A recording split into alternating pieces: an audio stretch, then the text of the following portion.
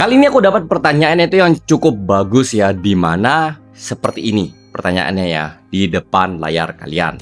Ini memang aku sudah pernah bahas sebelumnya, cuman mungkin aku nggak jelasin secara lebih detail ya, atau mungkin kurang lah ya, seperti itu. Jadinya kali ini aku bakal bahas apa yang menjadi kelebihan dan kekurangan dari yang namanya custom puli, atau ya bisa dibilang kayak bubut puli lah, papas puli lah, kerok puli lah, dan apapun bahasanya ya. Yang terpenting adalah poinnya itu kekurangan dan kelebihan dari puli custom. Sekedar informasi aja kalau ini pembahasannya berdasarkan dari pengalamannya aku ya, dan juga dari pengalamannya konsumenku. Jadinya apa yang aku share ini adalah murni dari pengalaman. Poin pertama adalah jenis puli. Jenis puli itu ada dua ya, dari sepengalamannya aku. Yang dimana itu adalah basicnya dari motor standar ya, bawaan pabrikan.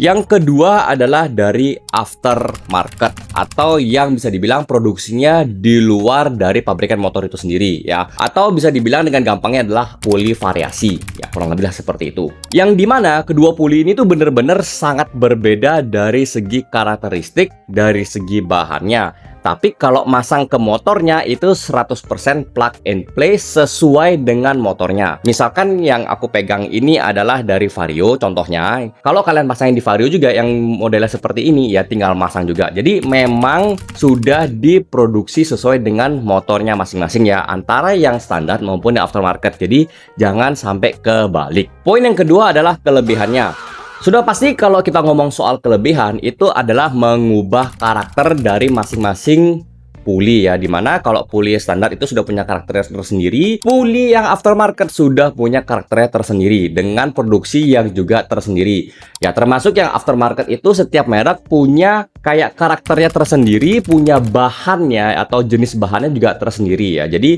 sudah pasti bakalan berbeda, termasuk dari desainnya. Kalau yang puli standar ya sudah standar gitu loh. Cuman kan bedanya kalau kalian mau kerok itu ya, misalnya kayak kerok jalur ya, seperti yang pembahasannya di komen itu adalah dia mengubah jalurnya ini ya, entah seperti apa ya, itu tergantung dari yang bisa customnya gitu loh, atau yang bengkel-bengkel custom itu dia mau bikin seperti apa, karakternya seperti apa, apakah mau lebih ke akselerasi atau apakah lebih mau ke top speed, itu bisa diatur dengan jarak. Misalnya kayak roller itu mau di jalurnya seperti apa juga bisa. Kemudian juga dari sudutnya ini ya, piringannya di belakangnya ini tuh juga bisa diatur. Kalian mau yang sudutnya 14 derajat lah, 13,8 lah, 13,5 lah, 13 atau berapapun itu juga bisa. Kalian tinggal kerok aja ya. Itu sudah ada yang namanya prosesnya. Termasuk dari yang aftermarket itu juga sama, walaupun sudah punya karakter tersendiri ya. Contohnya yang aku pegang ini dari merek TDR ya, ini adalah tipenya sudah pasti akselerasi. Jadi ini tuh kalau kalian mau kerok ya udah tinggal dikerok aja gitu loh. Kalian mau lebih ke akselerasi lah, atau kalian mau ubah jadi top speed, apapun itu.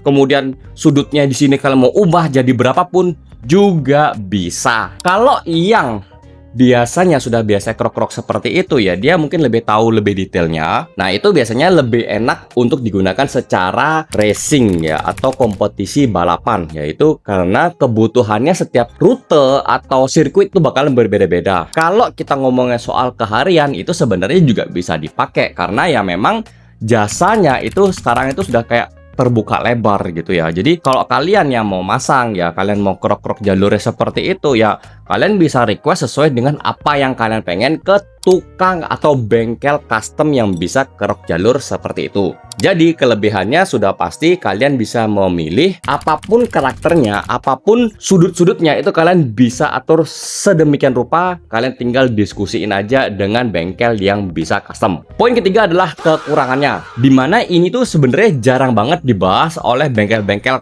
custom. Entah kalian mau proses itu dengan puli standar atau kalian mau proses dengan puli aftermarket ya, itu sebenarnya juga bakalan sama. Apa yang menjadi kekurangannya itu adalah ketika kalian membuat sudut ya, dikerok, dipapas, di bubut itu ya, termasuk yang di bagian luarnya seperti ini, itu bakalan mengikis ketebalan dari puli ini. Kalian lihat aja lah prosesnya, itu kan di sudut itu kan kayak dihabisin ya, dikikis. Jadinya kondisinya itu makin tipis.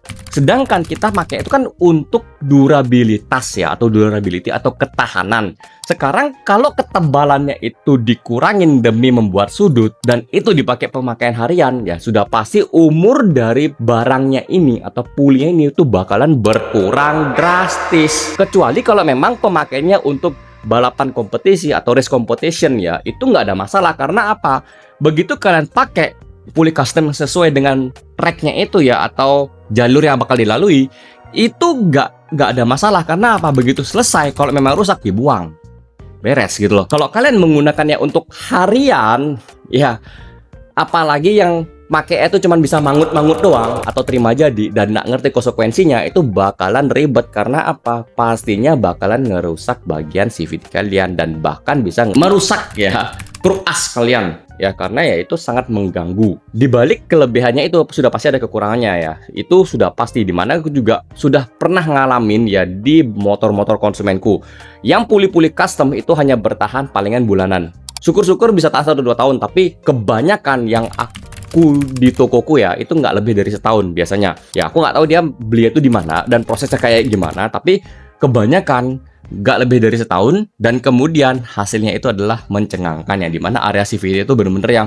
sudah jelek banget dan kruk asnya itu sudah pernah ada yang kena sampai goyang. Dimana ya efek dari penggunaan yang custom seperti itu ya, entah itu dari yang puli standar maupun puli yang aftermarket, itu sama gitu loh. Karena kalian sudah berani mengubah sudut-sudutnya seperti ini, atau di kroknya seperti itu, dipapas, diapain, ya itu sudah pasti akan mengurangi yang namanya ketahanan barang ya. Semakin tipis berarti semakin pendek umurnya ya, dan lebih cepat oblak, lebih cepat goyang dan sebagainya. Keluhannya itu bakalan banyak banget. Jadi itu adalah pembahasan kelebihan dan kekurangan dari custom puli ya, entah itu mau dikerok lah, dibubut lah, dipapas lah, apapun bahasanya itu sama, yaitu custom puli. Jadi kurang lebih seperti itu ya untuk pembahasannya dari apa yang ditanyain oleh salah satu penontonku ini ya. Komennya bagus banget. Oke, jadi kalau kalian yang punya pendapat sendiri atau mungkin ada pertanyaan lain yang seputar puli, itu kalian bisa tulis aja di kolom komentar. Kalau aku sempat bakalan aku coba bahas. Oke, jadi terima kasih sudah nonton video ini sampai selesai. Sampai jumpa di videoku berikutnya. Bye bye.